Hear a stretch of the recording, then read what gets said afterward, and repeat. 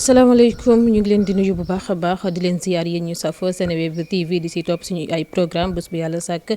di leen kontaanee si teewlu bi ngeen ñuy teewlu tey nag dañu ñëw seet si ki nga xamante ne ni moo di Mame Mactar Guèye bu ONG Jamra fas yéene sekk ak mu waxtaan ci lu doy waar li nga xamante ne ni moom moo am barki Dembo Ndiaye ci rek waxtu bi nga xamante ne ni Sénégal mi ngi joué demi-finale ak waa rek Burkina Faso di rek borom ñaari tur di ñaar si ñoom ñi nga xamante ne ni bett nañ leen ñuy sëy lu ci gën a doy waar gën cee rek yéeme mooy ci ab bërëbu jaamukaay yàlla di ab juma ba nga xamante ne ni mi ngi nekk rek sa diwaanu Sicap Baobab juma Krak foofee la ñu leen dal di gisee di mbir mu doy waar ñu ñëw nag sekk si waxtaan ak Mame Mactar Guèye mi nga xamante ne ni yàgg na di xeex li ni mel moom ak ñamu àndal ngir rek xool ana fan lañ si taxawee dama koy nuyu bakk mu nuyanteeg yéen ñu dal di xuus si waxtaan wi. waaleykum salaam wa rahmatullah soxna Ami Seck borom sant bu neex bi ñu ngi am mbégte ci ganesi bi ngeen ñu ganesi ak équipe bu Seneweb di nuyu technicien yi nga àndal te di am yaakaar ne simili yi ñuy fas yéene seq laaj ak tontu dinañ ci mën a jariñu ñun ñi ci plateau bi kazalika mboolem téléspectateur u Seneweb incha allah. incha allah rabbi donc mi ngi noonu Mame Mactar li ñu fi indi mooy li nga xamante ne ni doy na waar lu ñu nemmeeku barki Dembo Ndiaye ci ab bërëbu jaamukaay yàlla si waxtu bi nga xamante ne ni Sénégal mi ngi joué ak Burkina Faso di borom ñaari tur ya nga xamante ne ni ñaar lañ ñu ngi leen a bett ñuy sëy ñu gis ne yàgg ngeen di xeex li ni mel bu yàggul dara sax ñu ngi gàntal wàllum criminalisation wàllum góor jigéen ñu ñëw nemmeekoo ci li ni mel ndax dugguleet njëkkoon nañ ko nemmeeku ca juma bu Ndakaaru ay borom ñaari tur di fay sëy ñu gàntal leen li ni mel tey lii nii amaat naka ngeen ko rek analyser. waaw soxna Ami yaakaar naa laaj bi jëkk a sampu te war a jëkk a sampu mooy ana naafeq yi doon wax naan bu góor jigéen ñi defuñu kenn dara ils sont dans leur coin jotewuñu kenn dara ana ngeen yéen ñi doon wax naan ñi yëngatu di wax waxi criminalisation du ñu dara dul ay agitateur du ñu dara dul ay manipulateur ay politiciens encagoulés yéen a doon wax loolu ana ngeen wax leen weddi gis bokku ci parce que ginnaaw ñaawteef bii góor jigéen yi ngeen di soutenir defoon le 25 décembre 2015 guddi gu tedd gu day ni guddi mawludul nabi ñu di ci màggal juddu yonent bi commissaire Bokar Li ci xarañteefam bett leen en flagrant délit école Ibrahima Diouf bu Kaolack ñu takk fa fukki sëy ak benn foo leen newoon bi nga xamee ni bi au mois d'août 2019 te maa ngi saluer le courage des populations de Thiaroye Léona mu am benn groupe de gangsters lesbiennes lu mësul am Sénégal une vingtaine song benn kër toj ardoise yi dajji faranteer yi nee nañ kër gi benn ancienne lesbienne moo fa dëkk koo xam ne ci ñoom la bokkoon ci ñaawteef yooyu mu dem ba xelam yedd ko mu xam ne lii ngor bu ko dini bu ko mu daw uti ilimaan bu ko jibóole ak jëkkëram mu dellu ci néegu sëyam ngeen fekk ko fa dajji ko parce que nee ngeen dafa leen bàyyi te seen chef de gang bi faram la woon musu fi am ba li tubaab di wax la goutte d'eau qui a fait déborder le vase mooy egg ngeen sa cappaandawu ñaawteef mu di bërëb bu tedd bi nga xam ne suñu borom moo wax ci suratul jinni wa anal masajida lillahi jàkk yi sama néeg la le 23 novembre 2020 gardien grande mosquée xaw naa jommi ndax ñaari punkalum góor jigéen la fekk ci néegu yàlla ñu fay sëy waaw li am bërka démba nag ëpp na tool weesu na waar profité ci match Sénégal ak Burkina Faso pour def seen caay-caay ci terrasse u jàkk Sicap Baobab Kara alors kon nag ñun yaakaar nañu ne lii dafa gën a dëgëral la légitimité du combat de notre collectif ànd sàmm jikko yi ba tax na li waral ñu ànd ak reewande ñoom góor jigéen yi ak beew parce que dafa leen wóor ne état ngi leen di protéger parce que protéger góor jigéen weesuwul ministre de l'intérieur jël fukki récépissé ak juróom benn jox ko ay association góor jigéen ak lesbienne ba ma waxee ñu naan ma Jamra waxati na neewaat yore na liste tout le temps am naa liste te doo ko joxe liste ba jox naa ko Aly Ngouille Ndiaye ministre de l'intérieur yéen internautes yi koy laaj bu ma leen ko joxee lu ma leen di jariñ xanaa ku nekk def ko statut sa page Facebook rek naan góor jigéen yaa ngi de gis ngeen de ban njariñ la am ñun dañuy combattre récépissé yi est-ce que yéen a joxe récépissé yi buñ koy combattre dañuy dem sa ka ko joxe te di weddi ne joxewu ko ñu ne ko liste yaa ngi nii photocopie récépissé yaa ngi nii yéen a ko joxe. ba pare jaar ak ñoom ci yoon pour ñu supprimer ko ci loolu la ñu ne. d'accord moo tax nag jukki woon naa leen ci ñetti exemple yéen ñiy wax waxi liste waaw ma baaxee leen waat ñett yooyu. AIDS di daayira góor jigéen bi ëppi taalibe 635 membres Jaaji Diouf moo ko jiite numéro de récépissé 15 444 mën naa leen joxaat beneen association góor jigéen yéen ñi wax naan Jamra yorul liste. ñu di ko wax Prudence Jamil Bangoura moo ko jiite di leaderu góor jigéen bi gën a réew gën a rëy làmmeñ parce que keroog gis naa mu dugg ci Facebook bi defal ma benn live bu 20 minutes di ñu yàq lu ne ñun ñuy xeex mbon. yéen ñu koy xeex. alors numéro de récépissé 12 345 délivré par qui par la DGAT direction générale de l'administration du territoire du ministère de l'intérieur. noonu laa ko toppee woon ba ci góor jigéen yu jigéen yi ñu di ko wax sourire de femme bi Ndeye Kébé jiite ngeen naan lu tax joxuma leen liste bi loo leen koy doyee mën ngeen ko régler alors jox naa ko Aly Ngouille Ndiaye yéen ñiy toppa naan Jamra naan am naa liste te du kenn du gis liste jox naa ko. est-ce que mi ngi am voilà léegi nag ñoom créé nañu benn commission. am na kilifa gu ñuy wax Ahmed Fadel Kane c'est le directeur des libertés publiques def na déclaration l'observateur ak RFM. waaw nee na ginnaaw bi ministre de l'intérieur recevoir Jamra bi ñëwoon di jàmbat mbirum récépissé yi ñoom jot nañu ndigal pour ubbi ab l'enquête ndax leeral ku joxe récépissé yi ak lu tax ñu jox leen ko foofu lañ ci toll waaye mënu leen muus ba ñu génne ko ci réseaux sociaux yi ça sert à quoi ngeen nekk nag ay diw day góor jigéen la ça sert à quoi ngeen tas ay famille ñiy suicidé wu des enfants yoo xam ne seen bàyyi góor jigéen la seen àdduna yàqu loolu amul njariñ ñun li ñu amal njariñ nañu démanteler xotti récépissé yi tas association góor jigéen yi parce que loolu bokk na ci li may doole góor jigéen yi dugg si jàkku karak di fa sëy bokk na ci li may doole góor jigéen la yi nga xam ne le 23 novembre 2020 duggoon nañ grande mosquée di fa sëy bokk na ci 20 lesbiennes yi attaqué beneen lesbienne qui n'a eu que le tort de dire que lii lu bon la dama koy bàyyi. bokk na ci li may fit 11 góor jigéen yi demoon école Ibrahima Diouf bu Kaolack guddi gu tedd gu mel ni guddi Mawlul Nabi ñuy màggal juddi yonent bi ñoom ñu di fa takk ay sëy loolu mooy fond problème bi nañu tas association góor jigéen yi xotti récépissé yi. ba xam ndax tas ko dina yomb. wa ilaa dina am.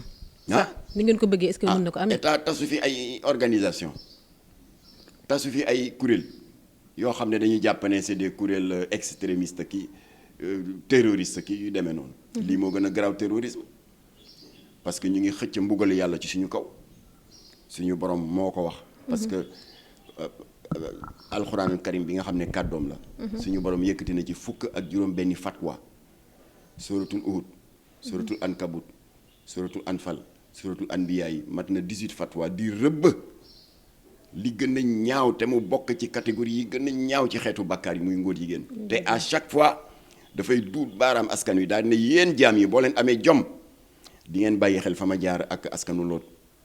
boo demee suñu mbokku catholique yi ñu di ko tuddee la malédiction de Sodome et Gomorrhe mbugal gi leen yàlla mbugal toroxal leen effacer leen de la planète ndax ñaawteef. alors moom nag moo ko wax ci téere bu tedd bi ne wattaqu fitnatan laa tusibanna allazina zalamu minkum xaasa moytu leen mbugal yoo xam ne bu ma koy wàcce ci seen kaw du yem rek ci bopp ñi tooñ waaye ñun dinañ seetaan góor jigéen yi ñuy xëcc meru yàlla ci suñu kaw yàlla boole ñun ñëpp faagaagal balaa maa dee nag ñu naan France a ngi nii am nañu prospérité économique góor jigéen yi bare nañ fa légaliser nañ ko États-Unis noonu dama ne Sodome et Gomorrhe kenn gënu leen ëpp prospérité économique alxuraan di ko wax askanu Lóot amoon mbay mi da doon dox ñu am des minerais ami ressources ami koom ami teraanga waaye ba ñu demee ba nguur jigéen gi dominé demoon ba nga xam ni da ngay gis way jur bu jur doomam mu màgg ba nekk waxambaane am 18 ans dëgër mu dem sëy ak moom ba kilifa ya nekk ca quartier ba les chefs de canton dafa nekkoon une mode di wujjante ci wàllu maa la ëpp ay far dangay gis kilifa gu naan waaye yaa ngi ci benn far ba tey man am naa ñaara alors loolu waral nag comme que suñu borom buuru yërmande la ndax bi muy yónni Seydina Mohamed moo ko wax ni wama arsalnaaka ila rahmatan lil alamin dara taxul ma yónni la si jaam yi lu dul pour fësal sama yërmande ci ñoom kon jógul rek dal ci kaw askanu Lóot daf leen avertir d'abord kan la yónni yoon ci yàlla Ibrahima wax na wax ba sonn ñu di ko kokkali suñu borom ci yërmande mu ne maa ngi leen di joxaat beneen chance yónni Seydina Lóot bi nga xam ne jarbaat la ci Ibrahima Lóot wax ba sonn parce que dama koy tënk histoire Sodome et Gomorrhe dafa gudd ñu kokkali ko suñu borom ne nag dinaa leen jox une toute dernière chance daal di yabal ñaari malayka ñu daal di bien sûr am apparence humaine ñëw daal di feeñu Lóot ne ko ñaawteef bi egg na ci niveau boo xam ne te suñu borom du nangu mukk ses créations ay jëfam ñu di ko yàq te ñii ñu ngi yàq askan wi ñu ngi yàq àdduna ndax ngóor jigéen gaa ngay law alors mu Lóot daal di convoqué genre assemblée générale woo les principaux responsables kilifa yu ñàkk fayda ya nga xam ne ñoo lawal mbon nga mu ànd ak malaaka yi ñu commencé di leen xutba waaye la ñuy wax yépp am na ci première rangée yi ñaar wala ñetti responsable yoo xam ne seen bët yépp mu ngi woon ci malaaka yi ndax bien sûr malaaka yi apparence wu doomu aadama la ñu am waaye comme que leer yu kawee la ñuy jógee dañu rafet yanj mignon alors jékki-jékki rek ñaar jóg di waaxu jëm ci malaaka yi Lóot ne leen loo leen def ni ñu ne ah ñii day nangam mu ne déet ñi yàlla leen yónni soo leen bëggee man am naa si sama biir kër gii sama ñaari doom yu jigéen yu mësul dugg ci néegu sëy s'il le faut ma jox leen sacrifier jox leen mais ñii na ngeen leen bàyyi gars yi ne déedéet ñii rek suñu borom mer nag daa di ne Seydina Ibrahima mu ne ko la bayk Seydina Lóot mu ne ko la bayk mu ne génn leen dëkk bi ñii ils sont irrécupérables noonu la yónnee Jibril alayhi salaam mu firi ay laafam ànd ak benn contingent de 70 000 anges ñu dem yor ronu dëkk ba teqali ko de la croûte terrestre dëpp ko taal ko incendier ko juróom-ñeent fukki guddi ak juróom-ñeent fukki bëccëg ba mu nekk dóom te nag dégg naa benn ku doon def benn tafsir Quran ku wax ni bi yàlla di laata frappé ginnaaw bi mu leen joxe avertissement yi dul jeex ba tey ci yërmande malaaka yi demoon dañu demoon def benn étude de terrain en quelque sorte ba ñuy ñëwee ne ko tabaraka wa taala def nañu prospection de waaye gox sàngam am na ñoo xam ne wax dëgg yàlla ñu ngi lay wéetal di la sàbbaal bërëb sàngam kilifa sàngam ak kilifa sàngam ñoom itam wax dëgg yàlla ñu ngay góorgóorlu di sellal di liim suñu borom ne mbugal gi boo leen demee ngeen tàmbale ko ci ñooñu gars yi ne loolu mu ne ñoom fa ñu newoon bu dëkk bi di yàqu yàlla boole nag ñi def ak ñi deful yépp écrasé leen da doon taw xal ci kaw ak di tàkk ci suuf ay éruption volcanique mënuñu woon rëcc fen ba dëkk ba maase nekk dóom ñu effacé leen de la croûte terrestre te ni ko alxuraanul karim nettale ci suratu Lóot noonu la ko suñu mbokku catholique yi nettale ci la malédiction de Sodome et Gomorrhe mu ngi ci Bible bi kon nag suñu borom du wax waxeet lu mu wax def ko moo tax nag mu ne bu leen toog rek naan man day defuma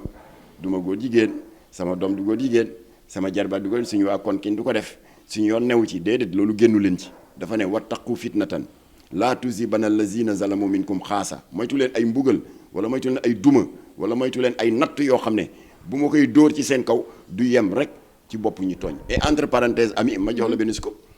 boo paree après dinaa la ko yónnee par WhatsApp. D'accord. am na benn chaîne parce que werante dafa amoon. Le peuple de Sodome et Gomorrhe est-ce que mythe la légende la parce que ni ko Bible bi nettali noonu la ko alxuraan nettali mu daal di am nag ay anthropologue yu xarañ duñ sax ay jullit ak ànd ak say naataango la chaîne franco-suisse. ñu di ko wax franco-allemande ñu di ko wax Arte. ñu daal di fexe ba gis ay géologue ñu localiser fan la Sodome ak Gomorrhe nekkoon waaye ñu ngi ko localiser au niveau de la frontière israélo-jordanienne actuelle ñu dem fa yóbbu seeni instrument lan la ñu jëkk a constaté ba ñu defee prélèvement du sol suuf si dafa mel ni doomu taal ba pare à des centaines de kilomètres à la ronde benn gàncax du fa sax dugub du fa sax ñax du fa sax suuf si dafa dee yamuñu ca bras de mer bi romb foofu naka lañ ko tuddee ñun ñi ñëpp jàng nañ ko géographie la mer morte jën du fa dund soxor du fa dund buuj du fa dund te ba leen yàlla di duma di fa wàcc mbugalam kañ la woon 2000 ans avant Jésus-Christ te léegi nous sommes 222 000 ans avant Jésus-Christ kon 4022 ans ngi nii ba leen yàlla duma ba léegi meru yàlla mu nga fa waa ngeen ne nag affaire góor jigéen yi bu kenn wax nañ leen bàyyi ñu yàq Sénégal nous sommes en démocratie kenn du ko fi criminaliser nañ leen bàyyi ñu def lu leen neex góor jigéen yaa ngi nag accélérer meru yàlla parce que dañuy dugg ci néegu yàlla fii ci Sénégal di fa sëy alors loolu waral nag c'est l'occasion de vous dire que tey la ñu gën a takku ñun les 145 organisations regroupées au sein de And Sàmm Jikko Yi pour exiger la criminalisation et ñu ngi jox rendez-vous ñëpp le 20 février place de l'Obélisque. D'accord. Pour ñu àndandoo crier d'une seule et unique voix ndax lobby étranger yi di ñu dégg ñoom ñiy manipuler tubaab yi ñuul yu bon yi ne fii d'une seule et même voix ñu xamal leen ne que le Sénégal appartient au peuple sénégalais. D'accord. Et qu'il n'appartiendra jamais au lobby homosexuel incha allah. incha allah noonu lay prox ndoloo laaj la seen taxawaay Jamra si lu ñeel li fi am barki Dembo Ndiaye ñaan ñi nga xamante ne ni bett nañ leen si bërëbu jaamukaay yàlla bi yan tànk ngeen ci taxawee. waa xam nga wolof dafa wax ne lu kenn mën ñaar ko dàq. tubaab ne l'union fait la force. Il fut un temps Jamra cote nga daan dégg muy xeex yi parce que Jamra ñu ngi ko sos ci février 1983 donc ci mois de fin février bi la ñuy màggal suñu 39 ans d'existence. Incha allah waaye ñu ngi sant yàlla léegi y a des Jamra partout. And Sàmm Jikko Yi regroupé na la Ligue des imams et des oulémas ñoom tamit. law Jamra di wax ak di ko naqaru loolu la ñuy wax. RIS Al Wahda rassemblement islamique du Sénégal mu ngi ci biir Jamaatu Ibaadu Rahmaan yi ñu ngi ci biir et j'en profite pour borom làmmeñ yu ñaaw yi naan c'est un regroupement d'opportunistes de populistes d'intégristes pour wax leen ne And Sàmm Jikko Yi dafa yaatu ba englobé sax des structures de la société civile. Dame Mbodj dafa jiite daayira wala ONG islamique c'est un leader syndical mu ngi ci biir le professeur Malick Ndiaye l'éminent sociologue te jiite le collectif des intellectuels du Sénégal lan la moom dafa jiite daayira wala ONG islamique comme Jamra déedéet société civile la bokk mu ngi ci biir maître Massokhna Kane te jiite la société consumériste SOS consommateur jiitewul daayira mu ngi ci biir donc du organisation islamiste c'est une plateforme citoyenne yu yaatu ba sànq sax la ma Ababacar Mbuub di ma wax ne y a un regroupement d'étudiants la xaw ma nu seen association tuddati ñoom tamit ñëw nañu mu ngay yaatu di yaatu. il faut que ñu récupérer suñu réew. nii la Gabonais yi sàggane woon ba le 26 juin 2020 assemblée nationale ginnaaw bi nga xamee ne lobby yi dugg nañ fa avec des mallettes d'argent voté nañu une loi qui légalise l'homosexualité. te Gabon ma yëgal leen ko nag. na ko président Macky Sall xam moom mii naan tant que maa ngi fii kenn di il faut pas lier la protection des valeurs d'une société à la posture d'un homme parce que yow président Macky Sall da nga fiy jóge waaw ñun nag dañuy aar suñu bopp ci sa nguur di ko aar ak fi ñu war a ñëw ëllëg kon nag bul naan tant que man Macky Sall maa ngi fii loolu ça nous importe pas ñun dañu bëgg samp lu dëgër loo xam ne ku mënti ñëw. di nga ñu bàyyeeg mbaax ak tedd bi nga xam ne Bamba Maodo Baye Niass Baye Laye samp nañ ko fi alors je disais que le président Macky Sall sache le Gabon avait criminalisé l'homosexualité xam nga ils étaient beaucoup plus en avance que nous ana Gabon tey le 26 juin 2020 légalisé nañu officiellement ngóor jigéen xam nga ils sont venus de très loin c'est une longue histoire nag pour wan la capacité xarañteef ak doxalinu iblis bu lobby homosexuel yi. D'accord. Kon bul ñu waxati tant que je suis là criminaliser lu ñu ko booy dem itam nga bàyyi ko ci criminalisation. mel na ni fas yéene wu ko de. na ko def de ñun day dinañ ci xeex parce que peuple bi ñoom moomuñu ko Benno Bokk Yaakaar moomul Sénégal APR moomul les valeurs du Sénégal c'est un patrimoine qui nous est commun Jamra ñu koy xeex depuis 39 ans te incha allah duñ ci reculer d'un iota te ñu ngi sant yàlla nag. moom laa doon wax sànq. léegi Jamra wéetatul ci xeex bi moo tax góor jigéen yi jaaxle parce que Jamra rek lañ daan woo di ñu saaga. léegi nous sommes presque 150 ñu ngi xool nag parce que yëf yi dafa bari. ñëpp ñëw nañu ñu tuddee suñu bopp ànd sàmm jikko yi. voilà ñu ngi def ngan di rassemblement le 20 février fii ci place Obélisque. D'accord. wax naa ko pour poser un acte important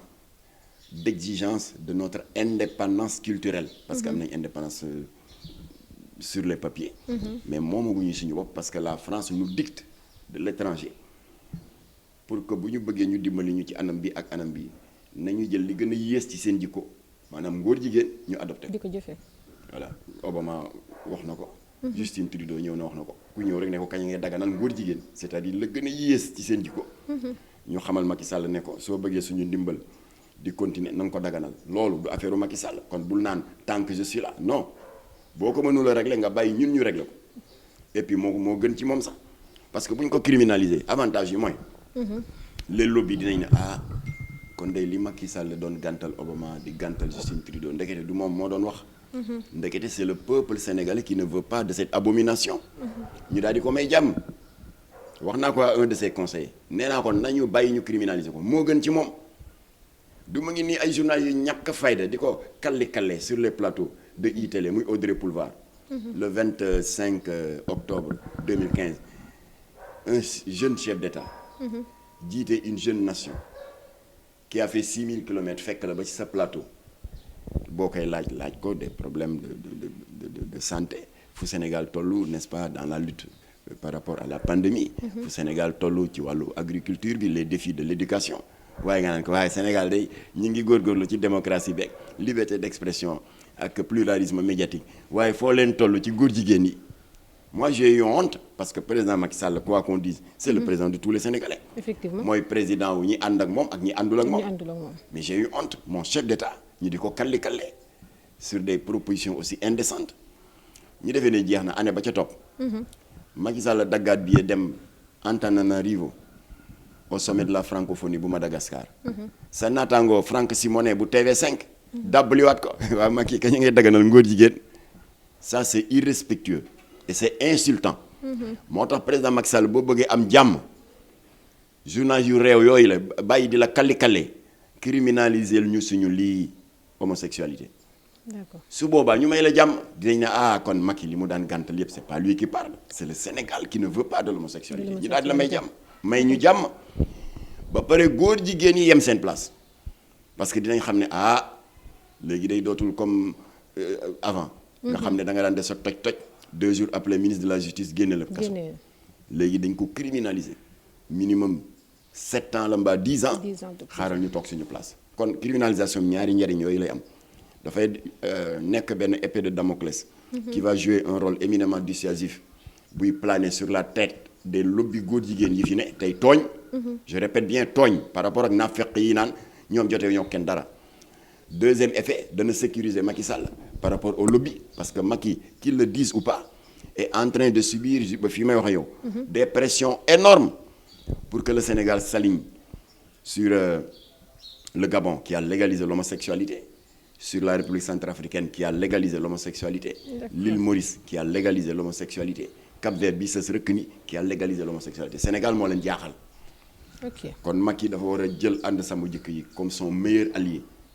pour la protection de notre pays la protection de nos valeurs pour ñu mën a sàmm suuf su tedd si nga xam ne fii la Bamba tëdd Maodo Baye Niass Baye Laye incha allah am na solo sàmm suuf su tedd si nga xamante ni suñu nit yu tedd yi fa la ñu tëdd comme ni nga ko waxee léegi mais lu gën a jaaxal askan bi gën leen choqué xaw ma ndax yéen tamit gisee ngeen ko noonu di si bërëb yu ñu koy amalee à chaque fois pourquoi ñu ciblé bërëb yu sell yi jumaa yi jàkka yi parce que c'est pas la première fois ak si bés ya nga xamante ni ay bés yu sell la bés yu tedd ñu si amal seen i ay ñaawteef. waaw xam nga hasard amul Jamra inventé wu ko commissaire Bokar Li bu Kaolack moo leen bett guddig mawludul nabi effectivement ñuy màggal juddu ki gën ci ñëpp ñu takk fukki sëy ak benn du hasard bés boobu ñu tey puis ma xamal la benn affaire xam nga suñu mbokku catholique yi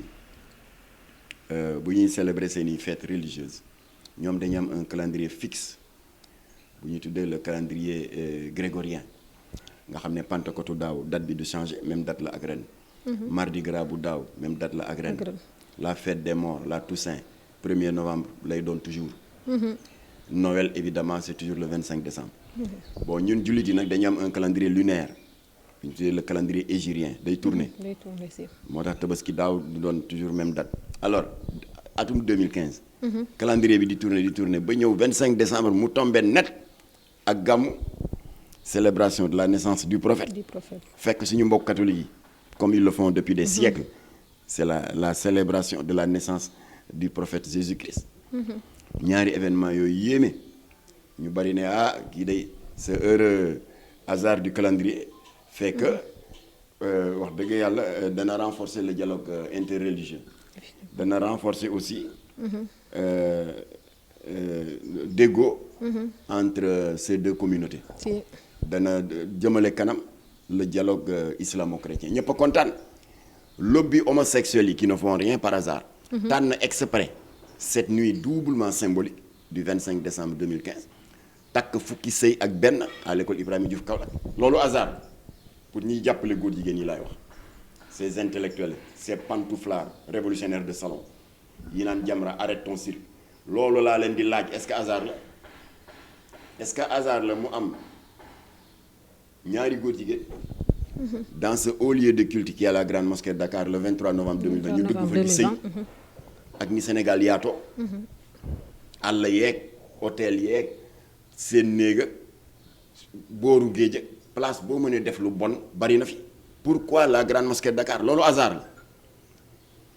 barke démb ñu profité ci match su Sénégal Burkina Faso nit ñi nekk ci dans l'euphorie du match ñu dem ca terrasse jàkku Sicap Karak Baobab di fa sëy hasard la sans compter sa naataango Cheikh Oumar Ndaw defoon na xët bu yaatu ci ñaari góor jigéen yi ñuy bettoon fii ci cimetière Soumbédioune ndax tout le monde sait cimetière boobu dafa fees dañ ko tëj léegi. tijji bu Yoff waaye ba tey nit ñaa ngi ñëw di ziar seen i mbokk. Effectivement. donc fréquentation bi bareetul ñoom ñu profiter de la rareté de la circulation des gens dem di gardien bi daal moo toog rek ba booru timis génn di yuuxu comme ku jommi nit ñi daw ñëw ko gàttandu ko nee ko lan la mënul sax wax di appaat ndax tiit ndax mosul gis loolu lan la mën a dem leen ngeen xool gars yi dugg xool fekk ñaari punkalum góor jigéen di profiter di yéegal seen tubéy di solowaat amoon na un troisième larron bu yore benn caméra haute définition ñu boole leen ñoom ñëpp waaye keroog moo tax ñu ngi félicité commissariat bu 4e arrondissement bu Médina bu du woon seen gaawaay deret bu bari dana tuuru parce que xale yi doon football si tefes si Soumbédioune dañu màbba ñëw maire yi yore ay kuddi ci noir xale yi yore ay kuuru Baye Fall pour en découdre avec ces homosexuels là parce que xam nga lu tax bàmmeel bañ ko doon defee nitu yàlla fa tëdd par pudeur du ma tudd turam li ci doy waar nag le lendemain sa naataango Cheikh Oumar Ndaw qui était à l'époque rédacteur en chef de l'As daal di am quelques indiscrétions ci les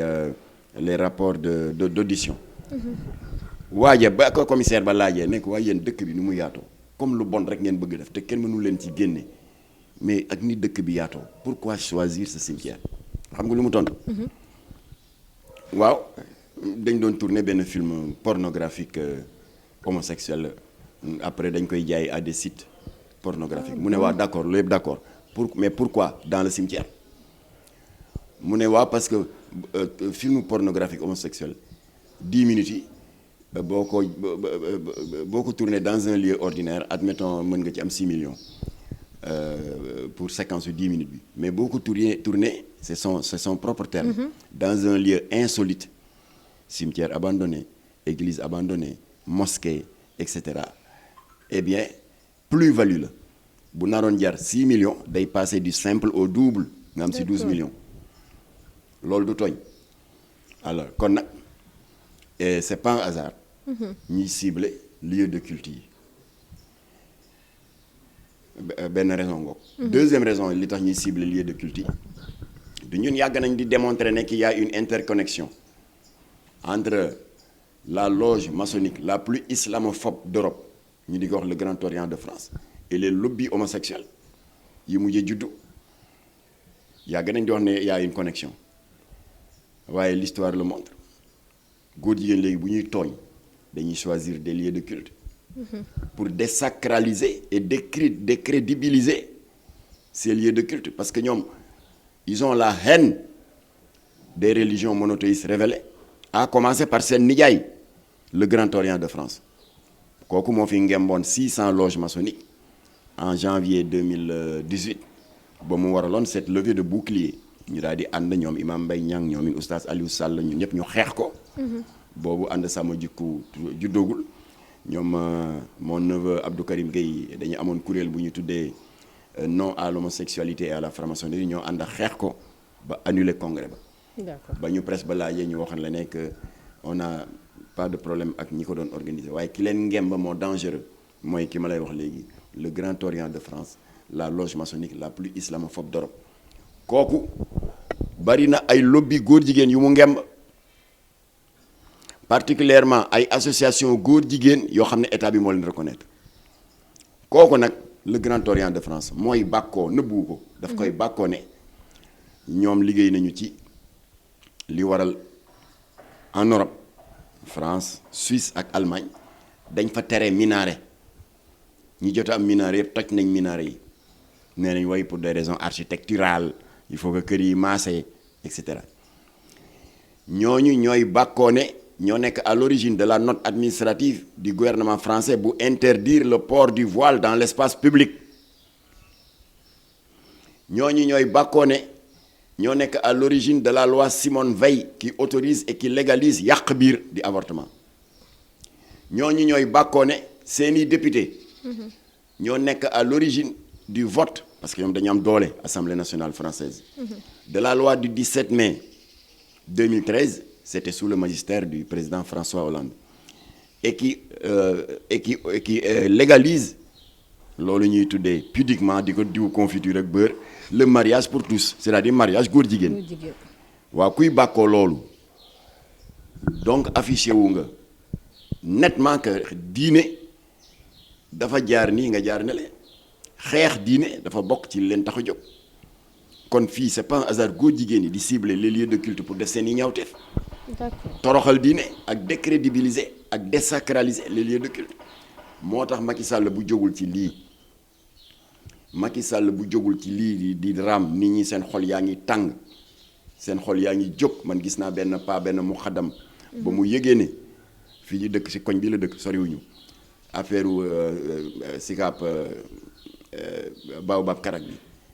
saay-saay yooyu profité ci match Sénégal Burkina dem di sëy ci biir jàkk yi dafa jooy après midi bi yëpp ndeysaan mag la il doit avoir 80 ans waaye mu ne man sama boru julli yëpp fayaguma ko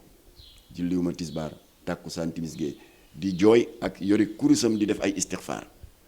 di jéggalu boromam ci dégg-dégg bi mu am rek ne am na góor jigéen yu dugg ci jàkk di fa sëy président Macky Sall la jógal ci lii ndax ñun li ñuy ragal ñaanuñu ko yàlla nag waaye dañ ko gis dans 2 pays de la sous-région du ma leen tudd pour bañ a tooñ waaye yéen ñëpp xam ngeen ko boo leen duggee Google xam ko dëkk yooyu li fa am moo di yàccaaral gi gouvernement Sénégal yàccaaral ci mbir mu grave nii tooñ yi di tegloo góor jigéen yi di affiché wu di takki say diggu bëccëg di violer di sacraliser di désacraliser des lieux de culte yàccaaral ba gouvernement bi yàccaaral dafa mujjee population yi créer des brigades d'autodéfense pour défendre seeni valeurs maare deytaal yi jur na fa loo xam ne baaxul mooy jàpp nañ ci góor jigéen maa ngi ak vidéo bi yeew ko ba mu ne cocc jël de vieux pneus enfilé ko ci yaram bi pneu yi di tegloo ba egg ba fii ñu sotti ci essence taal ko une mort atroce loolu ñaanuñu yàlla mu am fii et c'est la faute de ces gouvernements là ndax toog rek naan non on est en liberté c'est la vie privée du vie privée amatul de góor jigéen ñi dañuy génn ci mbedd bi léegi di def yi ñuy def ñu ngi takki sëy di sëy ci biir jàkk yi ak ci cimetière yi loolu vie privée la président Macky Sall boo ci jógul góor jigéen yi dinañ jóg takk ay bâche àll di centenaire di fa gàmmu léegi nga dégg gàmmu góor jigéen tànn béru góor jigéen te su boobaa bataille rangée lay jur ndax les gens ne l'accepteront pas alors la meilleure manière de le régler dañuy guérir le mal à la racine la racine du mal mooy ñoom c'est parce que ils sont imbus d'une certaine impunité ils ont le sentiment de bénéficier d'une certaine impunité de la part d'un État qui leur a même donné des récépissés de reconnaissance officielle moo waral ñu réew ñu beew waaw kon État pour nga régler ko supprimer récépissé yi tasal association yi te nga criminaliser l'homosexualité parce que Sénégal dafa soxla jàmm. Sénégal dañuy soxla stabilité dañuy soxla jàmm te ñii avec les choses qui s'enchaînent le barke dem rek grande mosquée teel jàkku Karak alors avec les choses qui s'enchaînent jàmm jooju les homosexuels sont en train de mettre en danger la paix et la stabilité de ce pays voilà mais ñu ngi am yaakaar ne il va revenir à de meilleurs sentiments. D'accord. Parce que ilimaan yi mu dalal keroog. xamuñu ci dara yow président de la République nga y a des citoyens usant de leur droit de citoyen yu am la voix au chapitre. daal di comme que amuñu accès à l'Assemblée nationale ñu daal di jël contact avec leurs élus parce que député yi peuple bi moo leen fal moo tax fa ñuy toog ñu tuddee ko pencu ndaw réew mi. ñu daal di jël contact avec une quinzaine de députés. C'est l'occasion de saluer Mamadou Lamine Diallo Tekki, Moustapha Guirassy, Cheikh Bamba Dièye, Sëñ Mansour Sy Djamil, Mame Diarra Fam, mais surtout les députés de Benno Bokk Yaakaar yu wan ginnaaw Almeru Ñing sur ce dossier-là fekk si ñu. mu di Cheikh Aliou Souaré l'honorable député Ablaye Wilane alors léegi boo amee ay observation parce que dégg nga ñuy wax yi une démarche allant dans le sens de la criminalisation à travers une proposition de loi yaa xay lan moo la teree woo ñi ko initié muy waa ànd sàmm jikko yi nga séq ak ñoom débat laaj ak tontu. d'accord uma ci lii paragraphe bi d'accord uma ci libre nga ci en tant que chef d'état. Effectivement. ñaar moo mën ne nga convaincre ñu wala ñun ñu convaincre la wala boo bëgg la wax ak ñun teg ñu nii nga wax ak député yi ko porté. mooy ñi ma lim léegi waaye yooyu yëpp defu ko dafa dajale ñoo ñëpp sànni mbalit dem loqati ji ay imam qui ne connaissent absolument rien de notre démarche. ña ca bokkul ña ca bokkul. pardon ñu bokkul ci xeex bi ngeen xeex. waaw bokkuñu ci daal di leen recevoir. D'accord. moo tax yañ fa wax yëpp ay contradiction la xamuñu ci dara li gën a ñaaw nag. ñoom. dañ ko doon nëbb Macky Sall waaye wax naa ko temps yi ci presse bi génne naa sax kayit gi. ndekete avant ñoom ñuy dem ci Macky Sall ils sont d'abord passés chez nous dal di signer lettre ne ànd nañu ci criminalisation bi seen papier en tête ak seen cachet seen signature président. D'accord. ne ànd nañu ci criminalisation bi ba pare yoot dem ci suuf dem sa Macky Sall ne ko yaa wax dëgg cette loi là n'a pas sa raison d'être loolu c'est un double jeu c'est un double langage suñu borom condamné na ko ci xët juróom benn fukk ak ñett ci alxuraan ñi di ko wax suratul munafiqun jullit du am double jeu da ngay am benn langage ñëw ci ñu neen d'accord nañ ci criminalisation bi dem ci Macky Sall ne ko yaa wax dëgg aajul criminalisation loolu rafet na ci ay imam ñaaw na li ngeen def teg na gàcce umma islamique bi yépp kenn sosalu leen yéen a ko def on a la lettre avec votre cachet papier en tête ak signature te déglu nañu seen wax ba ngeen toogee ak Macky Sall parce que télé yëpp génn nañ ko waaw ne jox ngeen ko dëgg te nee ngeen cette proposition de loi de criminalisation n'a pas sa raison d'être yéen a ko wax loolu ay sos la alors kon loolu confusion boobu Macky Sall moo fi indi boobu confusion li gënoon logique nga woo député yi ko porté am ak ñoom un débat technique soit yow nga yey leen ñoom ñu génn ci wala ñoom ñu yey la nga criminaliser ko. D'accord. Alors moo tax nag c'est l'occasion tontuwaat ko ci baatam boobu. Tant que je suis là kenn du ko légaliser ñun waxuñu loolu c'est dépassé monsieur le président li ñuy wax mooy agenda bi état bi di dérouler pour le compte des lobbies LGBT mondiaux xam na bu baax li may wax ndax il a tous les services de renseignement. D'accord. Entre ses mains bokk na ci agenda bi. PGA Parliamentarian Global Action parlementaire globale qui est un démembrement des Nations Unies qui regroupe 14 000 députés à travers le monde. Seen rôle et j'utilise leurs propres termes mooy tàggat députés yi former leen pour qu'ils soient à mesure de promouvoir c'est leur propre terme Jamra créé wu ko boo ngeen ko weddee ngeen dugg seen site et de protéger les lesbiennes les gays les bisexuels et les transsexuels maanaam les LGBT lan la Sénégal di ut ci boobu kuréel ci chef d'état buy naan tant que je suis là kenn du ko légaliser yow koy légaliser nga ko parce que bokk nga PGA légaliser nga ko parce que jox nga fukki récépissé ak juróom benn ay góor jigéen reconnaître leen cité naa exemple jukki naa ci ñett ñii naan Jamra day naan am na liste te du ko génne jox naa leen ci ñett la ca des moo nga ministre de l'intérieur d'accord légaliser nga ko alors kon nag loolu la ñuy wax waaye waxuñu tant que je suis là kenn du ko légaliser waxuñu loolu c'est dépassé agenda bi la ñu bëgg nga teg ko ci suuf voilà kon nag soxna Ami ñu ngi delluwaat rek di kontaan ci laaj ak tontu bii ñu seq nii. laata loolu aussi bëgg naa laa laaj ci la nga xamante ne ni moom la ñu xamle ba xam yow sa gis gi lan la si bañ leen di teewlu si kanamu enquêteurs yi kenn ki ku ci mag am fanweeri at ak juróom di oo Diallo moom ab jàngalekatu alxuraan la sax xaw ma xam nga ko am déet moom daal dinay xamle ne dafa am ay mbir yu nekk si muñ moom ñoo koy pousser muy def ay du n'importe quoi ak si waxtu wu ne keneen ki moom tout tànk la parce que 16 ans la am donc mën nañu ni mineur la da koo xamal ni dafa am lu nekk si moom te moom rek moo ko mën a faj di ko si menacé ba rek ñu amal li ni mel ba xam ndax des fois seytaane da leen siy dugal comme ni ñu koy waxee gëm nga wax yooyu wala da nga koy weddi. xam nga cette chanson là. ce refrain là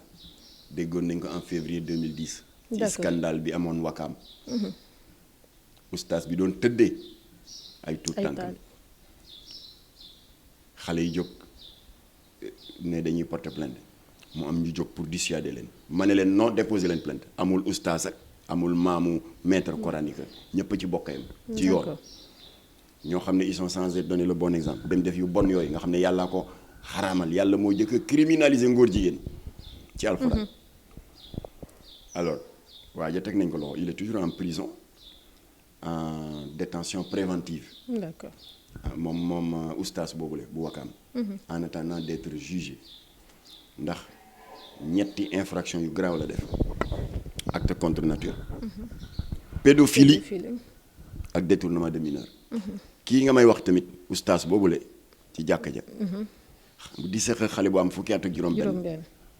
d'abord y a l'acte contre nature pédophilie ak détournement de mineur voilà léegi nag xale bi am fukki at ak juróom-benn man jàpp naa ne victime la waaye loolu nag il appartient pas à Jamra mais au juge effectivement bu sukkandikoo sur son statut d'état civil voilà pour mu xam ndax dañ koy yóbbu ci juge des enfants ñu seet ban matuwaay la ñuy jël waaye wax yooyu dañ ci doyal waaw ay rab a ko jàppoon ay jinne yi ñoo koy xiir ci nangam mais kuy jaxasoo kiy jinne kiy rab lu ne mën na la ci dal amu fi woon benn gosse il y a 2 ans def benn live teg téere alxuraan seetaanoon nga ko ci réseaux sociaux yéeg ci dëggaate ko fomp ci tànk yi parents yi dañu dugg génn yéeg wàcce luqati ay certificats médicaux naan waaw dafa amee dépression dafa amee nangam loolu il appartient à la justice ndax ñoom am nañu ce qu'ils appellent des médecins légistes voilà ñoom ñooy saytu yooyu ba xam ndax kii ànd na ak sagom wala déet waaye loolu Jamra dara la ci xamul dara la ci mënul presse bi itam dara ngeen ci xamul dara ngeen ci mënul comme que ñoom nee nañu maître coranique bi dafa amee rab waaw justice am nañu ils sont suffisamment outillés voilà pour mën a xam l'état psychologique l'état psychiatrique de l'individu waaye lu wóor acte contre nature am na nu mu tuddati désacralisation d'un lieu de culte am na profanation d'une mosquée am na pédophilie am na dégg nga détournement de mineur am na voilà léegi nag ya ca des justice mooy xool dossier bi dans toute son étendue xool ni ñu koy rek ba xam ndax yow personnellement da nga jàpp ne ay lay la ba xam ndax yow personnellement da nga jàpp ne ay lay la waaw dama bañ a bàkkaar ndax comme que du ma juge ñun li ñuy mën mooy xeex sur le principe ndax c'est pas un hasard acte yi ñu def ci biir lieu de culte yi di tegloo du hasard ak di tànn bés yu màgg yoo xam ne dañ ci nekk une date importante ci célébration événements religieux yi comme gàmmu ñu di ko def du hasard voilà yooyu yëpp nag ñun moom la ñuy alerter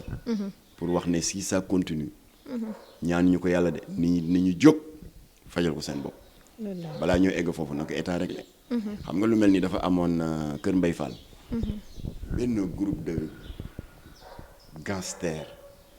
trafiquant de yamba beew réew ba diggu bëccëg la ñuy jaay yamba bi ay délégué de quartier ay imam jooytu nañ ko ba sonn bind nañu lettre préfet gouverneur ak ñu leen tere dara ba suñu tante ya fa ne dañuy tiit léegi di yeewu 5 heures du matin daan dem uti jën ci tefes gi ñëw di ko jaay pour jàppale seen borom kër ba Bilal ya daan teel a xëy pour dem noddi dañu mujj sax di ragal a génn ci heure yooyu ragal ku leen agressé nekk daal terreur ci quartier état bi tam xam lu ko li ñu ragaloon moo mujj am jeune quartier bi waxambaane yi ñoo tendre benn embuscade au chef de gang dóor ko ay kuuru Baay Faal muy daw ñu topp ko di ko dóor ba mu daw dugg ci benn kër làqatu ci ron lal nga ñu ñoddi ko génn ko dóor ko achevé ko rey ko comme un rat encouragé wuñu loolu dañu nekk dans un état de droit kenn amul droit de se faire justice soi-même waaye nañu xool la ko jur tàng xam lu moo ko jur tubaab di ko wax la sourde oreille kër Mbay Fall gii ñu ngi may dégg voilà yooyu nag bàyyi nit ñi seen xol di fees ba egg ci niveau boobu jaru ko lii c'est facile à régler na ko Macky Sall criminaliser bu ko defee góor jigéen ñi dañ ne léegi day daani ay 5 ans 7 ans ki 10 ans na ko criminaliser bu ko defee lobby yi daal ne Macky Sall de ku yeboo bàyyi ko ndekete du moom mooy bañ góor jigéen waaye sénégalais ñoo ko bañ dafay am une pierre deux coups voilà looloo tax. am na solo ma bay la rek nga tàggatoo. waa kay kon nag mbokki Seneweb ñu ngi dellu di jégalu rek parce que léeg-léeg mu am des élévations de voix mais naxaar bi ngeen am. ça se comprend yooyu la ñu am ndax ñun amuñu lu Sénégal moo tax ñun dañuy tàmm di wax naan chance bi Sénégal am te dëkk yu bari amuñu ko. mooy mag ñu baax ñi tëdd Touba Tivaouane Ndiassane Thiénaba Niassène Medina Baye Layène famille omarienne ku ci nekk ci ñoom bi ngay laata wuy ji sa borom barzaq wax nga bàyyi fi jëf nga bàyyi fi bind nga bàyyi fi kon Jamra ak ñi mel ni ñoom et aujourd'hui ànd sàmm jikko yi presque 145 organisations amu fi dara lu ñu mën a sos lu bees amu fi dara lu dees fi mën a tàmbaliwaat mag ñi def nañ lépp démb ñun dañuy ñëw rek pour xewlu ci kon suñu taxawaay du dara lu dul bokk ci ñiy sàmm ak di aar li fi mag ñu baax ñoo ñu bàyyi parce que mag ñu baax ñooyu ku jóg ne da nga leen di bëgg fay bor waxi taalibe bu xër la rek parce que koo xam ne moo la jële ci lëndëm indi la ci leer Bamba Maodo Baye Niass Baye Laay li ñuy sowe ci ay doomu aadama jële leen ci jahiliya tegaat lañ ci siraatal mustaqim kenn xam nu mu toll ki la defal loolu nag soo ne da nga koy fay bor waxi taalibe bu xër la rek ndax boo doon def weer bu jot nga jël ay conteneur or ak i jama ak sa salaire di leen ko jox du tax nga mën a dab bor bi ku la xamal xaala laahu xaala rasulullah yonent bi nee na yàlla nee na bor boobu doo ko mën a dab kon li ñu mën te ci loolu la ñu ne mooy ñun taalibe yu ñàkk solo yi joxante loxo séq ndono loolu c'est héritage spirituel ngir sàmm ko aar ko ba ku ko bëgg a xajamal mbaa nga bëgg ci xëpp suuf ak koo mën a doon lobby homosexuel wala lobby franc-maçon ñu jóg jàmmaarloo ak yow mu jarañu lu ne voilà kon na yàlla nañu yàlla sàmmal suñu réew yàlla nañu yàlla dàqal seytaane suñu ay kilifa diine yàlla na yàlla ñoddi seeni fan te toftal ci wér yàlla na yàlla def jàmm ci réew mi te làqal ñu Sénégal fu yàq yagul wa asalaamaaleykum wa rahmatullah jaajëf Mame Mactar Gueye jaajëf aussi yéen ñu doon teewlu dig leen daje ba beneen waxtaan incha allah